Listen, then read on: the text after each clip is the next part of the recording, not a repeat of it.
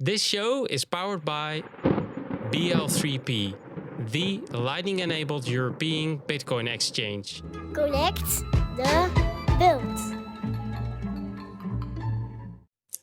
Downie, Nicehash, France. Rugby is a popular team sport that originated in England in the early 19th century. It is played by two teams, each with 15 players who attempt to score points by carrying, passing, kicking, or grounding an oval-shaped ball in the opponent's territory. Did you know William Webb Ellis was credited with inventing rugby when he picked up the ball and ran with it during a school football match in 1823? No.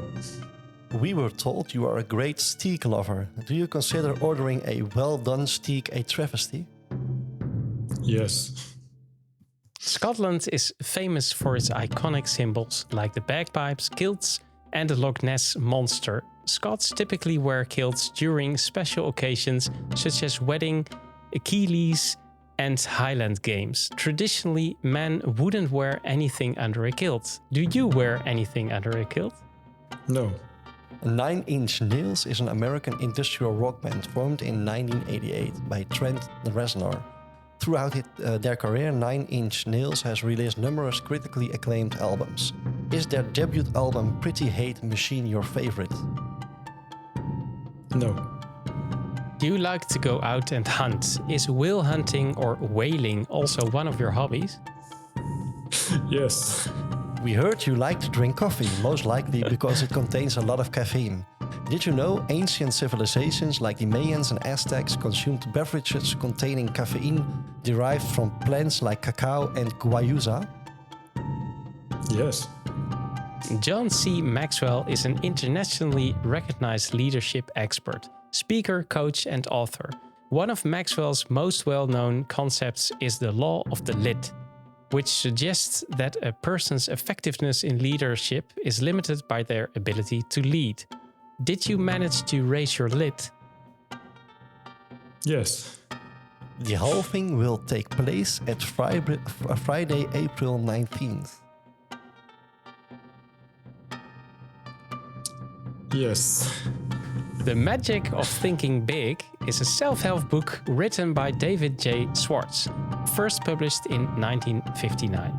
It explores the concept of achieving success by adopting a positive mindset and developing habits that encourage growth and ambition. Does this book help also to build Nicehash? Yes. Are you Satoshi Nakamoto? No.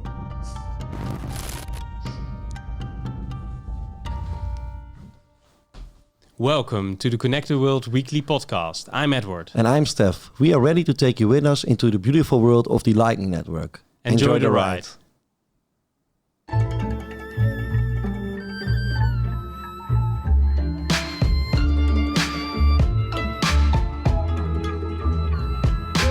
This is episode 106 of Connected World. And this show is made possible by our friends from BL3P and BRINGIN. Thank you guys for helping us out with our mission to connect the world with Bitcoin through the Lightning Network. And if you also want to help out with our mission, then follow us on Twitter, subscribe at our YouTube, or if you have any questions at all, then head over to our Telegram group where you can ask us anything. And of course, you can always make a donation. Conecta el mundo. Welcome, Joe. Yeah, welcome. Nice to have you. Hello. Thank you. Great to be here. Thanks, Really man. great. Hey, I asked you, will the halving take place at Friday, April 19th? And it was a bit of, well, yeah, I need this to know because we have a halving party planned at the 19th. What are you thinking, Steph?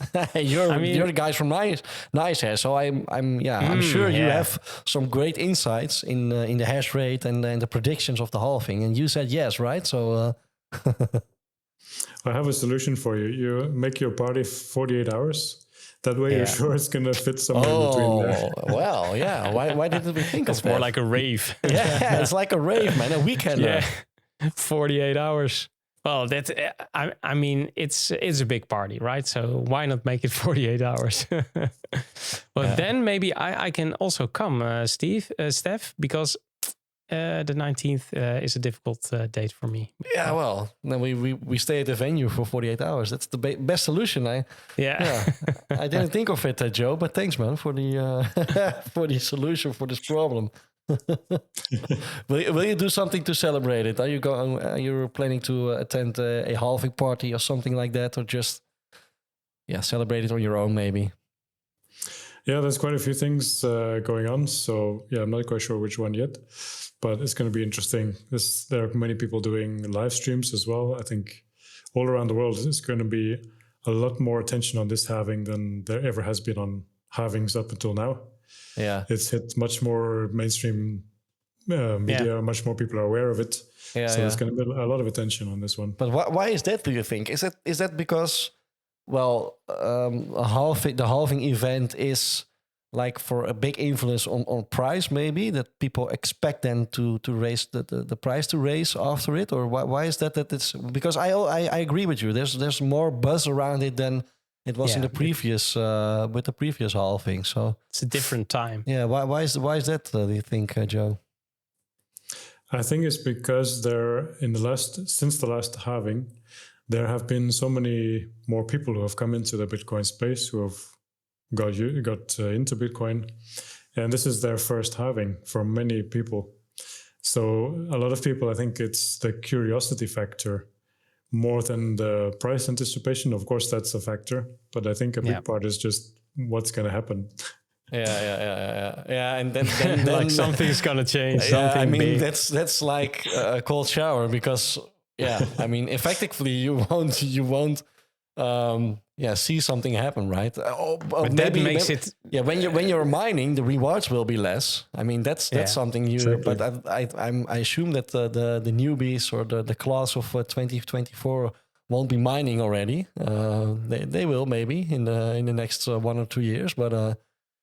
So it makes a real Bitcoin nerd party, right? Then everybody's waiting.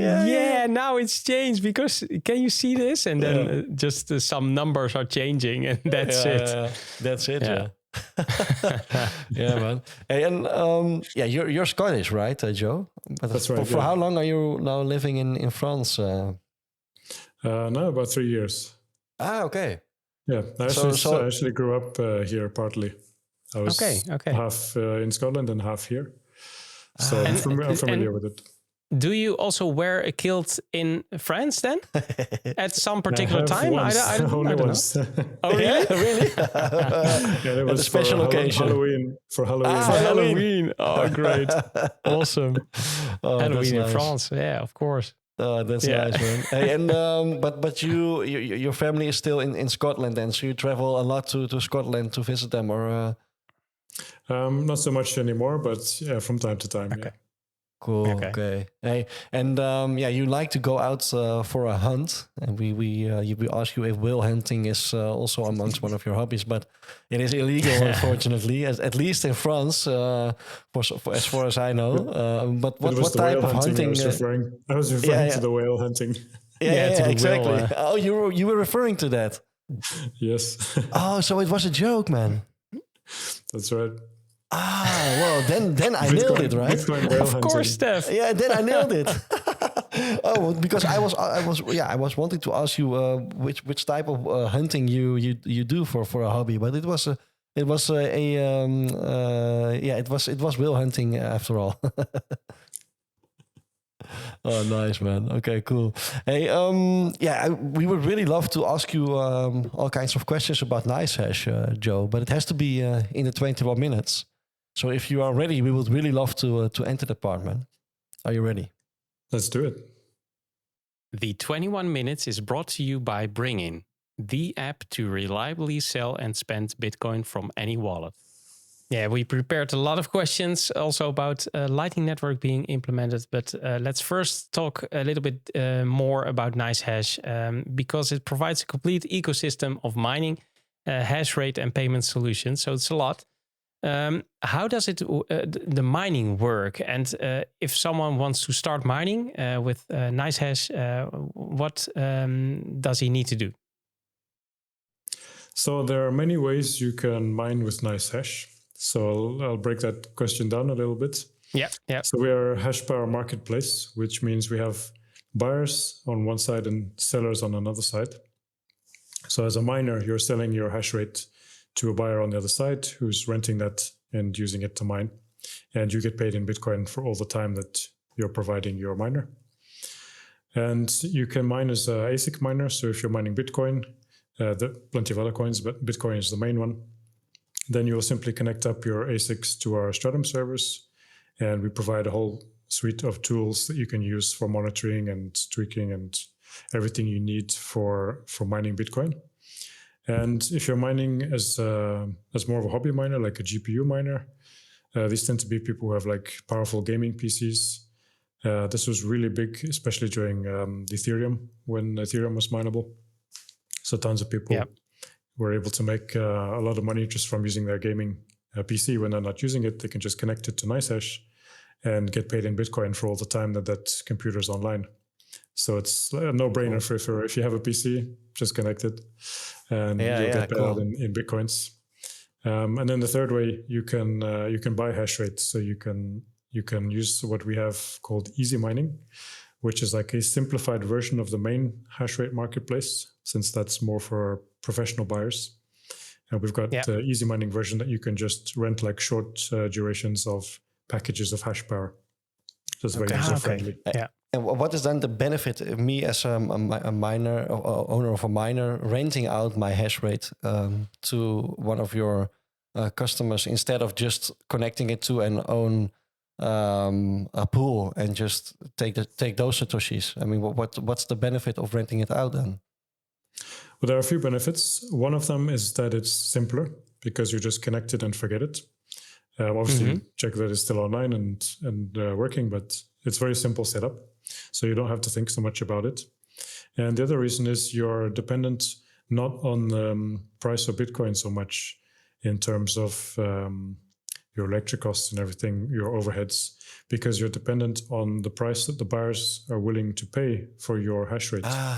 And they're competing against each other. So sometimes this pushes up the price way beyond what you would get just mining to a pool, because there are periods where people who are buying your hash rate, they're going to want to use that no matter what. So they'll bid much higher to get the extra hash rates for mining if they think they're going to get more blocks from this.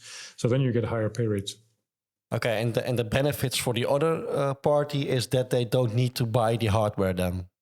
Exactly, yeah. So they can be a person with no hardware. They can just be with a laptop and use Nicehash Marketplace. Or they could also be, for example, a farm who wants to supplement their Bitcoin mining operations during a short period or longer period. They can actually then purchase extra hash rate to add to their operations. So there's different ways you can do it. So it makes it ultra flexible, right, Steph? That's Yeah. Because then, well, the hardware isn't needed and it uses the hardware which is out there, and you only need to connect, and then you're connected to the open market. Exactly. Yeah, sounds interesting. And in an early interview, you already mentioned it. You mentioned that a significant portion of Nicehash miners are gamers who utilize their GPUs for mining. What's the ratio of gamers versus other people who are mining? So the people that mine in a normal way, and will this change in the future, do you think? Oh, this is a little bit interesting because up until the point where Ethereum went to proof of stake, we were a vast majority of gamers and GPU miners, simply because for them it's so much benefit. With all like no downsides, you just turn it on and get Bitcoin. There's no reason not to do it. Our software is free. You just download it and install it.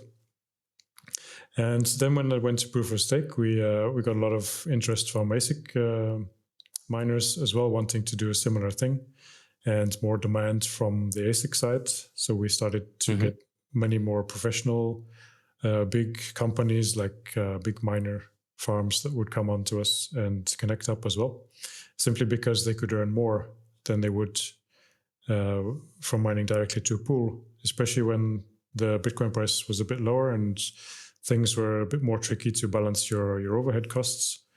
If you've got a big farm, you have huge overheads for your running costs. So they're quite dependent on the price of Bitcoin. And Nicehash provides a good alternative to that, where you can get that extra income in those times. And then recently we have seen with the rise of Bitcoin price again, we now have a lot more people trying to mine on GPUs again, because there's all the other coins that follow. As the market grows, you get a lot more interest in the other coins, and then this brings back profitability. So now we're seeing quite a big boost of that again. And is there a minimum of terahashes when you want to rent out your hash rate? Is there a minimum or? No, you can connect. I mean, it needs to be compatible with our platform. We have documentation on the website. You can easily go to our profitability calculator, just put in the hardware you have. So if you know what kind of graphics card you've got, you can just enter that, or what type of ASIC miner you've got, you can enter that and you can see if it's compatible. We are compatible with most hardware. The only thing that you wouldn't be able to mine with is some really old, like very, very old graphic cards or ASIC miners, which you'll just be paying for electric. You won't get much. Yeah. So for instance, my S9 might be not compatible anymore, right? It still is, in a way that a lot of people mining Bitcoin Cash still can use these S9s on like SHA-256. So it depends on the period bit of time, but if you connect it to Nicehash, you'll probably be more beneficial than you would be mining to a pool with it. Okay. And well, you're also focusing on ease of use because this sounds very easy, right? Connecting and then you just set and forget. Can you elaborate a little bit more about what makes it so user friendly? So the core goal of Nicehash is really to make Bitcoin and cryptocurrency easy and accessible to people. One of the big challenges with any new technology, especially when it comes to financial technology, because that's got a lot more things at stake, you really want it to be as simple, as clear, and as transparent as you possibly can in order to encourage more people to use it. And we do that both for consumer side, where we make it very easy for people to start, like their first experience with Bitcoin. So everything is like generated for you. Your wallet's already there for you. When you open up an account, you've got all the tools and everything you need in one dashboard. So you can easily find things, nicely, clearly labeled. And on the other side, we also want to make it easy for professionals as well, because you've got people who are running businesses. As I mentioned, they've got their overheads and they have to predict further into the future. So they need to be able to have solutions which are simple and fast to implement, so they don't lose time. Because we all know time is money, and we need to provide the simplest experience we can for everyone. Yeah, and one thing about renting out, this intrigues me, that renting out the hash rate. Can you also decide which cryptocurrency is only mined with your hash rate? Because, for instance, I'm not supporting anything else but Bitcoin because I'm, you can call me a Bitcoin maxi. I think I'm a Bitcoin maximalist, and I don't want my hardware to be used to mine other cryptocurrencies, for instance. Can I also make this by default that it can only be rented out for mining Bitcoin, for instance? This would be a little tricky because it's the buyer who decides what the hash rate is used for. Mm-hmm. So with Bitcoin, majority of hardware is mining Bitcoin. But you will have moments where someone will switch to something like Bitcoin Cash, for example. And you wouldn't actually decide yourself. It's the buyer who decides. It's the buyer choice. Okay. Yeah, but the rewards you get are in Bitcoin only. You always get Bitcoin. Yeah. No matter what's mined, you will always get paid in Bitcoin. Okay, cool. Well, enough for the renting out, because there's so many things you guys do, but it intrigues me, so that's why I wanted to ask something more. But Nicehash is always focused on educational content for users. Can you share how Nicehash is utilizing its platforms to educate its community about Bitcoin and the Lightning Network and its benefits for the miners? Because I think this is obviously very important when you start mining. Yeah, absolutely. So like I mentioned, the core of this is to make it as simple and as accessible as possible. And a part of that is educating and providing as much information as we can, so people can absorb the information like in smaller doses, if you like. Because Bitcoin is a lot. When you first hear Bitcoin, it's like magic internet money. What does it do? How How did it come into being? Can I trust this? It's always the first questions people will have. And that's something that we put a lot of effort into, providing user guides and content, keeping things up to date because things change all the time as well. We have for the last Nicehash is 10 years now. The company has been running. We have our 10th anniversary this year. And every week we've been putting out new educational content. So there's a lot of information on our website for anyone who's interested in mining especially, but also just general Bitcoin education. Awesome. Yeah, and to add to that, because you're talking about the 10th anniversary, you're also organizing Nicehash X, which is a conference in Slovenia, right? That's correct, yeah. So the company headquarters is in Slovenia. And this year is the 10th anniversary, 10 years of Nicehash, which is quite a milestone, especially in crypto, as I'm sure you're aware. Yeah, exactly, yeah. So to celebrate, we are having a big conference in Maribor, which is the city where the headquarters is. And this is actually a beautiful location. It's very strategic as well in terms of the entrance to the European market. So as well as celebrating the 10 years of the company, we'll have lots of small events and side events. We're also going to be showcasing a lot of the local use of Bitcoin, because Slovenia is actually one of the countries in Europe which is very Bitcoin friendly, and its usage is quite widespread. Awesome. People are familiar with it, and people are starting to use it a lot more than in some other places. So it's a great place to showcase. Come and see us, come celebrate with us, and also look at what Bitcoin can do when it's put to work.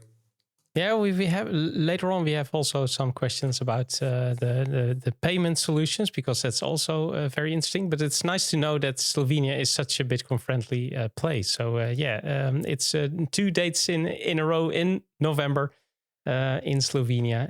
Nicehashx.com, I think That's is right. Yeah, we're gonna put it in the show notes.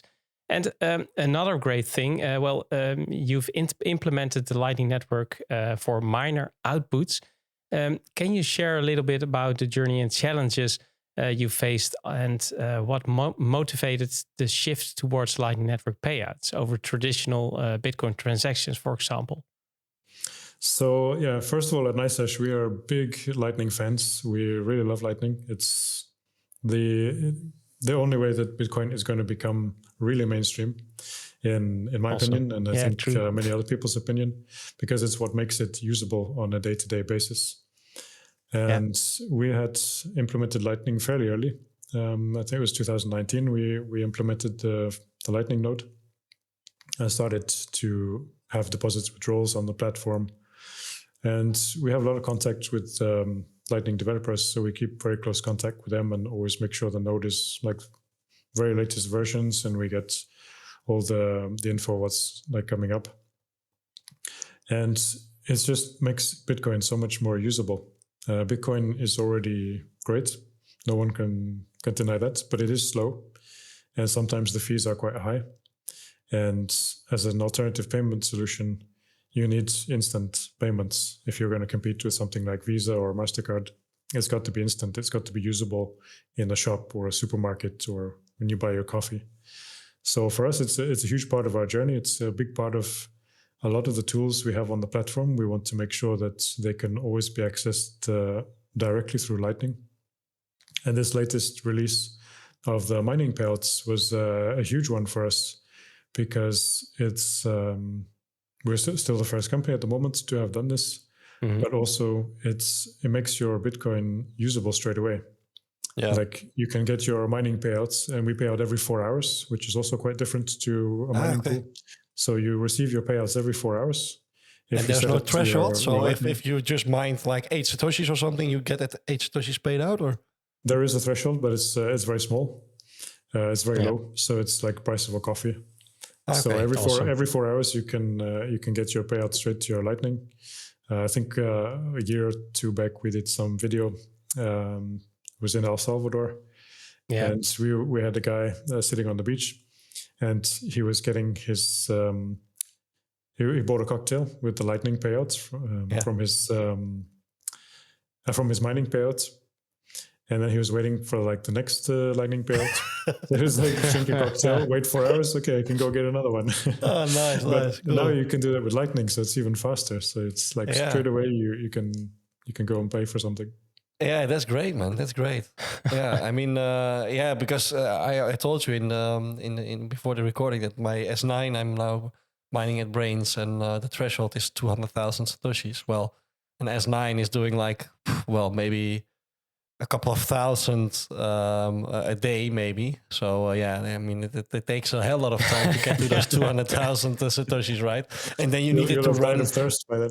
Yeah, exactly. Time preference. And you need it to let it run 24 hours, and I'm only using it to warm up this area. So I'm not even mining 24 hours. I think I mine like 8 hours a day or something. So for me, it will take ages to. So Lightning payouts is a real deal breaker for me, or I think for a lot of home mining people. Especially for smaller miners, because you get that huge benefit of the fees, because you don't have so many fees on the network, and it's instant. You can cool. You can go pay with it straight away. Yeah, and since the integration from the Lightning Network, how has the miner experience changed on Nicehash? Specifically, how have the faster and more efficient payout affected miner satisfaction and engagement on the platform? I mean, can imagine that you attract a lot of miners because of this option. Yeah, so we've seen every week since we launched it. Every week, there's more and more people starting to use it, just because of the speed, the simplicity. It just makes Bitcoin much more tangible in a way, if you can say that with Bitcoin, since it's in a digital format. But I think Lightning is the most tangible form of Bitcoin. I think people are starting to see that, and once you start using Lightning, I mean, you continue using Lightning. I know very few people who have discovered Lightning and stop using it. In fact, I don't think I know anyone who's tried it and then stops using it. It's just the way forward. It is. Yeah, to be honest, it's my only way to really interact with Bitcoin, because I have my multisig set up, and that's my pension, my savings for my children and all, and then I have my own node and where my Lightning sets are on, and that's like the only thing I touch. In a way with paying at a restaurant or something, and it's my only way to really interact with Bitcoin. I mean, I'm doing a DCA strategy, so but it's all automatically transferred to my multisig setup, and I don't. I mean, the only thing I do is check if the hardware wallets are still okay every now and then, but more than that I don't do. So it's just that my node is the real interaction with the Bitcoin network for me. So I totally agree, man. Yeah, a great way to do it. Yeah. I think it's nice to add also some of the numbers, because I've read 1,800 weekly payouts through the Lightning Network, and over 350,000 transactions. That's really a lot with top performing Lightning nodes, of course. So it's very important that it works good. Can you also tell a little bit more about the Nicehash Pay Lightning enabled payment solution? Because I think it's still a pilot, right? But merchants can already accept it through your platform, I think. That's correct. It's in a local launch phase, so it's like very early stages still. But there's a handful of local businesses around Maribor which are using this already, and people can accept Bitcoin payments. And the whole goal of this is to provide an all-in-one solution for both merchants but also for consumers.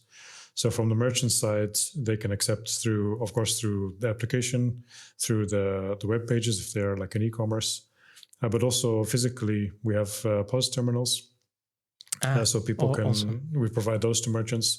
So straight away people can just scan the code and NFC payments, instant Lightning payments. We recently did one last week was with like a street food festival.